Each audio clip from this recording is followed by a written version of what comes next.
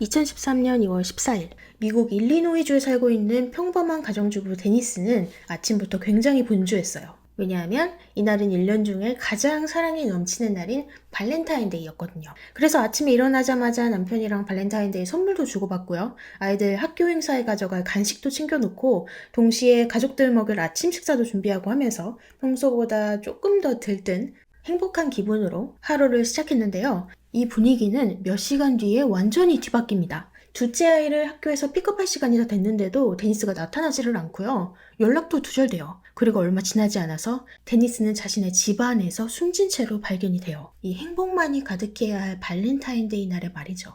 대체 데니스에게 무슨 일이 일어난 걸까요? 데니스 루소울드는 결혼 18년 차, 새 아이를 두고 있는 39살의 평범한 엄마였어요. 남편은 네이슨 루소울드라는 사람이었고요. 근데 결혼 생활만 18년 차고 그 전에 서로 알고 지냈던 기간까지 합치면 인생의 절반을 넘어서 거의 평생을 함께 보낸 사이나 마찬가지예요. 이 두 사람은 초딩 때 일리노이주의 바튼빌이라는 소도시에 있는 기독교 학교를 같이 다녔는데요. 남편 네이슨이 초딩 3학년일 때 데니스를 딱 처음 보고 아니 우리 학교에 저렇게 귀여운 애가 있다고? 하면서 첫눈에 반했대요. 이 네이슨이 데니스보다 한 살 어려가지고 데니스는 그때 4학년이었거든요. 데니스는 처음에는 네이슨의 존재를 몰랐다가 학교에서 오다가다 마주치고 또 교회에서도 자주 보고 하면서 네이슨이랑 말을 트게 됐고 친해지게 됐어요.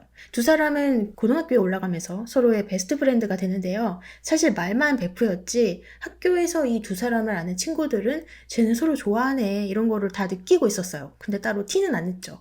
왜냐하면 이들이 다니는 학교 분위기도 그렇고 자라온 환경 자체가 굉장히 보수적이다 보니까 자유로운 연애, 뭐 스킨십 이런 게 거의 금기시 됐었거든요. 그래서 둘만 따로 만난다, 뭐 데이트를 한다 이거는 있을 수가 없는 일이었고요. 네이슨은 친구라는 명목으로 데니스를 보러 데니스네 집에 자주 들리기 시작하는데요. 데니스네 엄마 다이앤이 네이슨 걔는 그냥 우리 집에서 살다시피 했었다라고 말을 할 정도로 네이슨은 거의 하숙범 수준으로 데니스뿐만 아니라 데니스 가족들이랑도 정말 많은 시간을 보냈어요. 그러다가 데니스가 한 살 연상이었던 데니스가 고등학교를 먼저 졸업하고 다른 주로 미네소타에 있는 대학교로 먼저 입학을 하면서 그동안 찰떡같이 붙어있던 이 두 사람이 처음으로 떨어져 있게 되는데요. 이때 네이슨이 데니스가 너무 그리웠나 봐요. 1년 후에 고등학교를 졸업한 네이슨은 데니스가 있는 곳을 따라서 같은 지역의 대학교로 입학을 합니다. 그때부터 둘의 관계는 이제 급속도로 발전을 하기 시작해요. 그리고 얼마 지나지 않아서 두 사람은 결혼을 하게 되죠.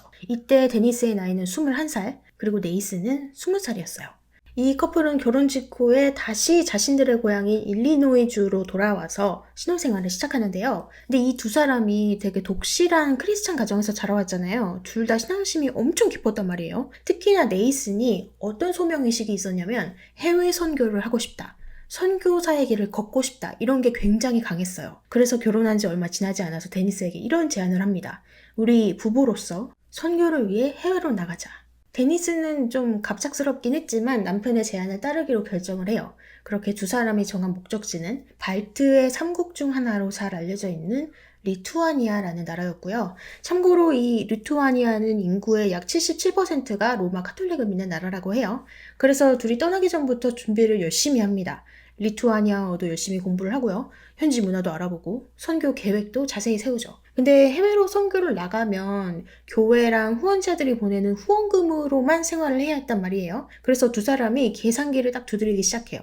지금부터라도 돈을 좀 세이브해야겠다. 그래서 가기 6개월 전에 살고 있는 집을 처분하고요. 데니슨의 부모님 집으로 들어가서 같이 살게 돼요. 물론 데니슨의 부모님은 대환영이었죠. 그렇게 몇 달 후 리투아니아로 떠나게 된 데니스 부부는 약 1년간 선교 활동을 하다가 데니스가 첫 아이를 임신하게 되면서 다시 미국으로 돌아오게 됩니다. 그리고 첫째인 아들이 태어난 지 얼마 안 돼서 기쁜 일이 연달아 찾아와요. 바로 둘째인 딸도 생기게 된 건데요. 데니스가 둘째를 낳은 지 얼마 안 돼서 이들은 다시 한번 큰 결정을 내려요. 바로 선교 활동을 계속 이어나가기 위해서 리투아니아로 돌아가기로 한 거죠. 이번에는 두 아이들과 함께였어요. 근데 사실 부부 둘이서 해외 생활하는 거랑 갓난아기 둘을 데리고 해외 생활하는 거는 완전히 다른 얘기잖아요. 좀 살다 보니까 데니스가 이 생활이 너무 힘든 거예요. 말도 안 통하지, 가족도 친구도 없지, 혼자서 애들 둘 케어해야 되지, 그래서 외로움을 많이 느끼는데요. 데니스가 또 유독 부모님이랑 사이가 각별했다 보니까 그 외로움이 몇 배는 더 컸어요. 그래서 약간 번아웃이 올락말락 하는데요. 하지만 데니스가 대단한 건 그런 힘든 감정을 부모님께 전혀 얘기하지 않았다는 거예요. 항상 전화할 때마다 아무 일 없다, 괜찮다 얘기를 했고요. 남편이 원했던 길이니까 남편을 지지하는 게 나의 몫이다 라고 생각을 하고 선교사 아내 역할을 훌륭히 수행해 나갑니다. 그리고 이러한 선교 활동은 8년 동안 계속돼요. 근데 8년 내내 쭉 리투아니아에만 있던 건 아니고요. 중간중간에 미국 들어와서 한 몇 달씩 살면서 돈을 좀 모았다가 다시 리투아니아로 가고 또 1년 뒤에 미국으로 갔다가 다시 돌아오고 이런 생활을 반복을 해요. 또 시간이 흐르면서 초반에는 리투아니아 청소년이랑 학생들을 대상으로 모임이라던가 멘토링을 하는 거에 그쳤다면 2000년 이후부터는 성적이 뛰어난 학생들이 미국에서 학교도 다니고 장학금도 받을 수 있도록 미국 대학교나 교회랑 연결해주는 일도 하게 되죠. 그러던 2010년 데니스는 셋째 아이를 임신하게 되고요. 데니스의 순산을 위해서 가족들은 다시 미국으로 돌아오게 됩니다. 이번에는 꽤 오랫동안 미국에 머무르는데요. 3년이라는 시간이 눈 깜빡할 사이에 빠르게 흐르고 2013년 2월 14일 문제의 그 발렌타인데이 날이 찾아옵니다. 그날 오후 3시쯤 아빠 네이슨이 막내딸을 데이케어에서 픽업하고 있는데 네이슨 아빠 브루스한테서 전화가 걸려와요. 너 둘째 줄리안의 학교에서 연락이 왔다. 데니스가 픽업 시간이 됐는데도 안 왔다고. 바쁘면 내가 대신 픽업해주리? 그러는 거예요. 근데 네이슨이 아는 데니스는 애들 픽업 시간을 까먹고 그럴 사람이 절대 아니거든요. 그래서 아니다. 그냥 계셔라. 아마 트래픽 때문에 조금 늦는가 보다 하고 전화를 끊어요. 그리고 바로 데니스한테 전화를 합니다. 근데 데니스가 전화를 받지 않았어요. 네이슨은 다시 브루스에게 줄리아를 픽업해달라고 부탁하고 집으로 곧장 향합니다. 혹시나 데니스가 집에 있을까 하고요. 그런데 집 앞에 도착하자마자 네이슨이 이거 좀 뭔가 이상하다라고 느껴요. 왜냐면 맨날 닫아놓던 차고 문이 아주 대문짝만하게 열려져 있었거든요. 그래서 뒷좌석에 타고 있던 막내딸한테 아빠 잠깐만 뭐 좀 확인하고 올게 이렇게 얘기를 해놓고 차에서 나와서 집을 조심히 살펴보는데요. 외부 출입문 유리가 와장창 깨져 있는 걸 발견해요. 지금 집안에 누군가가 침입했다. 이 생각이 들어서 네이슨은 바로 뒤를 돌아서 차에 올라탑니다. 그리고 길 건너의 이웃집으로 간 다음에 911에 신고를 하죠. 잠시 후에 도착한 경찰들은 뒷문을 통해서 조심스럽게 집 안으로 들어갑니다. 제일 먼저 주방에 보였는데 캐비넷의 문이 죄다 열려 있었고 몇몇 서랍들이 바닥에 떨어져 있는 걸 발견해요. 누군가가 급하게 뭔가를 뒤진 흔적이 그대로 남아 있었죠. 그리고 주방을 지나 긴 복도를 따라 현관 쪽으로 향하자 바닥에 쓰러져 있는 한 사람이 한눈에 들어왔어요. 바로 머리에 총상을 입은 채 사망한 데니스였죠. 이 발견 당시에 데니스가 코트도 입고 있었고 장갑도 끼고 있던 상태였는데요. 경찰들은 데니스가 현관에 들어오고 나서 코트를 벗을 시간도 없이 바로 누군가에게 공격을 당한 것으로 추측을 합니다. 수사 초반부터 경찰들은 전형적인 강도 사건이라고 생각을 했어요. 왜냐하면 실제로 없어졌던 물건들이 몇 개 있었거든요. 노트북이랑 디지털 카메라, 데니스의 귀금속들, 그리고 총기 2정. 특히나 이 사라진 총기 중 하나가 데니스를 공격한 그 총이랑 같은 종류이기도 했어요. 그러다 보니까 경찰 입장에서는 자연스럽게 이런 그림이 그려집니다. 강도가 집에 들어왔다. 물건을 훔치다가 마침 귀가한 데니스와 우연히 마주쳤다. 그리고 발각될까봐 총을 쐈다. 끝. 근데 경찰이 현장을 조사하면서 발견한 사실이 하나 있어요. 바로 데니스의 차량이 집에 없었다는 거. 그래서 처음에는 당연히 이렇게 생각했죠. 범인이 데니스 차를 타고 도주했나 보다. 근데 얼마 지나지 않아서 데니스의 차량이 발견이 돼요. 어디서 발견됐냐? 바로 이 집에서 차로 1분. 딱 1분만 가면 나오는 한 공원 주차장에서 발견이 되는데요. 근데 지금 남의 집을 털고 또 사람까지 죽인 상황에서 멀리 도망가도 모자랄 판에 굳이 차를 훔쳐서 집 바로 옆에 공원에 세워둔다는 게 좀 이상하잖아요. 차 타고 1분 거리면 경찰들이 발견하는 거는 시간 문제니까요. 그래서 이거는 도주의 목적보다는 이 차를 단순히 이 집에서 치워버리기 위한 목적이 아니었을까라고 경찰이 생각을 하게 돼요. 근데 더 이상한 점이 또 나와요. 경찰이 데니스를 발견했을 때 데니스 머리맡에서 발견된 물건이 하나 있어요. 바로 데니스의 차키. 아니 그럼 차키가 여기 있는데 범인은 어떻게 차량을 이동시킨 걸까요? 그 답은 바로 스페어키였어요. 예비 열쇠를 찾았던 거죠. 실제로 공원 쓰레기통에서 데니스의 차량 스페어키가 발견이 되는데요. 다들 집에 스페어키 하나쯤은 가지고 계시죠? 근데 보통 어디에 두는지는 가족들만 알고 있지 않나요? 참고로 남편 네이슨조차 그 스페어키를 안 쓴 지가 너무 오래돼서 어디 있는지 몰랐다고 얘기를 하는데요. 그럼 범인은 이 남편도 모르는 스페어키 위치를 잘 알고 있는 사람이라는 소리가 되겠죠. 이쯤 되니까 경찰들도 생각이 달라집니다. 범인은 우연히 들어온 강도가 아니라 이 집 사정을 잘 알고 있는 사람일 수도 있다. 그리고요, 이거 말고도 현장 자체도 사실 좀 이상했어요. 일반적인 강도 사건의 모습이라고 보기에는 뭔가가 좀 어설펐거든요. 일단 경찰들이 처음 신고를 받고 데니슨의 집에 도착했을 때부터 침입의 흔적이라고 볼 만한 게 아무것도 없었어요. 뭐 뒷문 유리가 깨져 있기는 했지만 누가 억지로 막 문을 따고 들어간 흔적은 보이지 않았고요. 두 번째로 보통 강도가 침입을 하면 어디부터 뒤질까요? 침실이라던가 뭐 서재, 금고 이렇게 귀중품이 있을 만한 곳부터 찾겠죠. 그리고 마지막에 갈 만한 곳은 아마 주방? 왜냐하면 일반적으로 귀중품을 부엌 서랍에 보관하지는 않잖아요. 뭐 냄비랑 수저 같은 걸로 훔치러 온 거면 몰라도. 근데 이 사건의 강도는 특이한 게 다른 방들은 손댄 흔적 하나 없이 깨끗했는데 오직 부엌만 좀 헤집어 놨다는 거예요. 근데 정신없이 물건을 막 찾고 했다고 하기엔 바닥에 떨어져 있던 서랍이 너무나도 가지런하게 놓여 있었어요. 마치 서랍을 두 손으로 조심스럽게 잡고 바닥에 살포시 내려놓은 것 마냥 놓여져 있었다는 거예요. 이런 부자연스러움 때문에 경찰은 혹시 누군가가 강도 사건처럼 보이게끔 연출해 놓은 게 아닐까라고 의심을 하게 됩니다. 그런데 수사가 한참 진행되던 중에 경찰이 숨진 데니스의 소지품을 하나하나 살펴보고 있었거든요. 지갑도 보고 가방도 보고 하다가 작은 수첩 하나를 발견을 해요. 약간 우리 많이 쓰는 플래너처럼 일정도 적어놓고 뭐 아이들 학교 연락처도 적어놓고 행사 체크해놓고 뭐 이런 게 있었는데 처음에는 경찰들이 뭐 별 기대 없이 넘겨봤어요. 근데 몇 장 더 넘기다 보니까 약간 누군가에게 보내는 편지처럼 굉장히 감정적으로 써내려간 데니스의 글이 있는 거예요. 어떤 내용이었는지 데니스가 직접 쓴 내용의 일부를 들려드릴게요. 나는 17년 동안 당신이 원하는 아내가 되려고 노력했어. 하지만 당신한테 나는 늘 부족한 사람이었지. 나는 알아. 당신이 내가 죽기를 바란다는 거. 나는 언제든 다시 당신을 사랑할 준비가 되어 있었어. 하지만 당신은 그때마다 나를 밀어냈지. 차라리 당신을 미워할 수 있었으면 좋겠어. 하지만 이젠 지쳤어. 더 이상 당신 비위를 맞추지 않을 거야. 당신은 그 20살짜리 여자애랑 어울리면서 나를 망신주고 싶어 하겠지? 근데 난 그런 일에 무너지지 않을 거야. 당신 목표가 그거였지? 내가 완전히 무너질 때까지 나를 이렇게 괴롭히는 거. 그럼 계속 기다려. 행운을 빌게.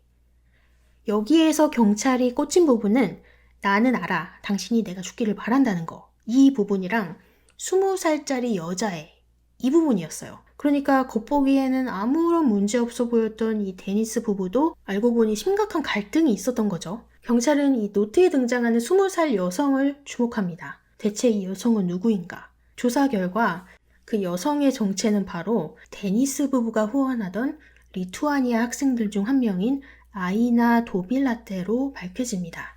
아이나는 데니스 부부가 리투아니아에 있을 때부터 잘 알고 지내던 현지인 학생이었어요. 데니스가 바쁠 때면 아이나가 새 아이들을 대신 돌봐줄 정도로 굉장히 가족 같은 각별한 사이의 관계였는데요.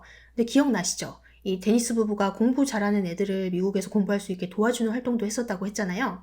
3년 전이 2010년에 아이나가 성인이 됐을 때 이 데니스 부부의 도움을 받아서 미국으로 대학교를 진학하게 됩니다. 플로리다 펜서콜라에 있는 대학교를 다니기 시작했는데요. 이 데니스 부부는 아이나가 미국 생활에 정착할 수 있도록 굉장히 많은 도움을 줬어요. 근데 당연하죠. 낯선 나라에 혼자 온 학생이니까. 또 그냥 아는 사이가 아니잖아요. 거의 가족이나 마찬가지였기 때문에 네이스는 아이나의 대학교 학비를 포함해서 생활비 등을 전폭적으로 100% 지원을 해줍니다. 근데 경찰들이 네이슨의 카드 사용 내역을 살펴보면서 고개를 갸웃해요. 왜냐하면 아이나한테 들어가는 돈이 비정상적으로 많은 거예요.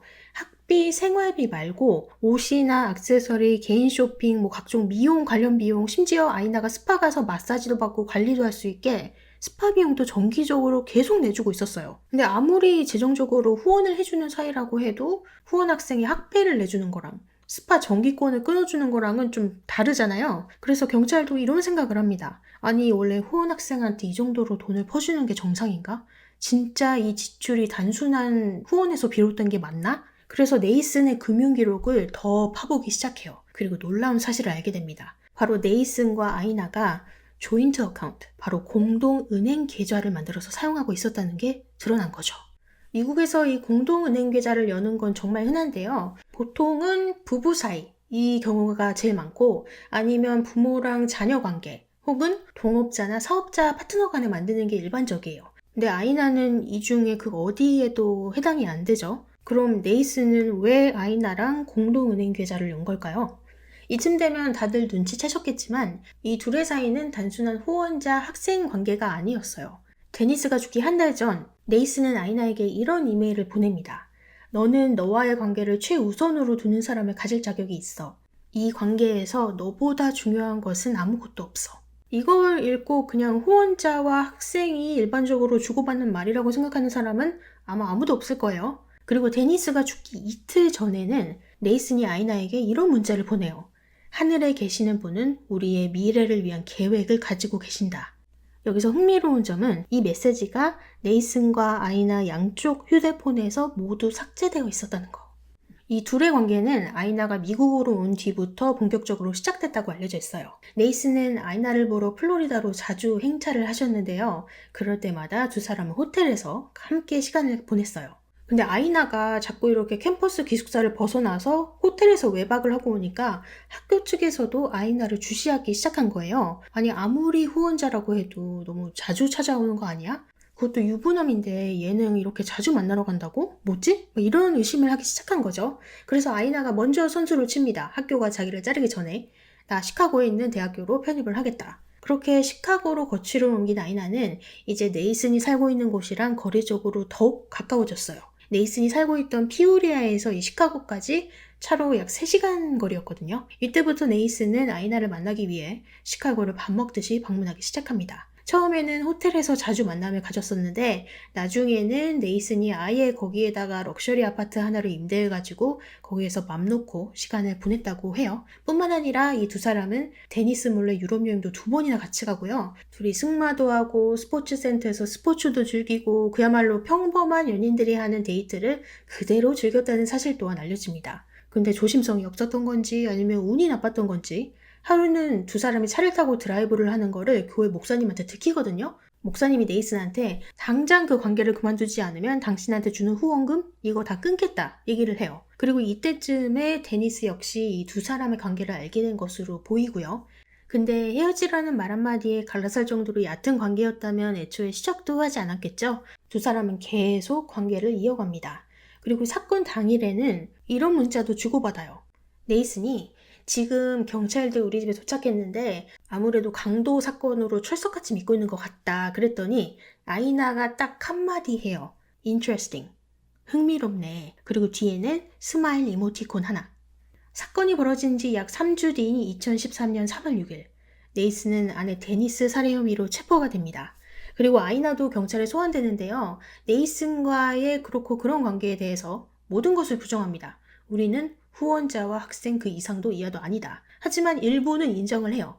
금전적으로 도움을 받았다던가 시카고에서 친한 사이로서 여러 차례 만남을 가진 거 그리고 공동 계좌도 만든 건 사실인데 오로지 편의 목적으로 만든 것이 다다라고 설명을 했죠. 사실 경찰이 아이나의 조사를 해봤을 때 아이나와 네이슨의 관계가 매우 의심스러운 건 사실이지만 아이나가 네이슨이랑 같이 범행을 공모했다던가 아니면 계획을 공유한 그런 메시지, 증거들은 아무것도 발견되지 않았거든요. 그래서 아이나는 따로 체포되거나 기소되지는 않고요. 1년 후에 열린 네이슨 재판에서 네이슨을 상대로 증언을 제공하는 대가로 면책을 받습니다. 그러니까 검찰 측 증인으로 법정에 서게 된 거예요. 그리고 이 재판에서도 아이나의 입장은 변하지 않아요. 네이슨과 나는 연인관계가 아니었다. 나는 네이슨에게 사랑한다고 말한 적도 없다. 이렇게 같은 주장을 반복하죠. 재판 결과 네이슨에게는 1급 살인 유죄가 내려졌고요. 최종적으로 징역 80년형을 선고받았어요. 근데 감옥에 들어가가지고 같은 방 쓰는 재소자한테 사실상 자기가 범죄를 저질렀다는 걸 인정을 했대요. 그리고 이런 말을 했다고 합니다. 범행 날짜를 굳이 발렌타인데이로 정한 이유는 내 여자인 아이나에게 바치는 일종의 발렌타인데이 선물 같은 의미였기 때문이다 라고요. 진짜 제정신이 아닌 것 같아요. 저런 인간을 거의 18년 동안 믿어주고 헌신한 데니스의 삶이 진짜 너무나 안타깝네요. 현재 아이나는 미국을 떠나서 고향인 리투아니아로 돌아가서 생활하는 걸로 알려져 있고요. 네이슨은 항소를 제기했지만 2016년 일리노이주 법원은 항소를 기각한 상태입니다. 그리고 데니스에 남겨진 세 아이들은요. 재판 이후에 이 데니스 부모님께 후견권이 부여됨에 따라서 할머니, 할아버지랑 같이 살게 된 것으로 알려졌는데요. 현재는 모두 다 성인이 돼서 각자의 삶을 살아가고 있다는 걸 끝으로 알려드리면서 오늘 제가 준비한 발렌타인데이의 비극적인 사건, 데니스 루솔드 사건은 이렇게 마치도록 하겠고요. 오늘도 끝까지 들어주셔서 정말 감사드리고 저는 다음 영상으로 찾아오도록 할게요.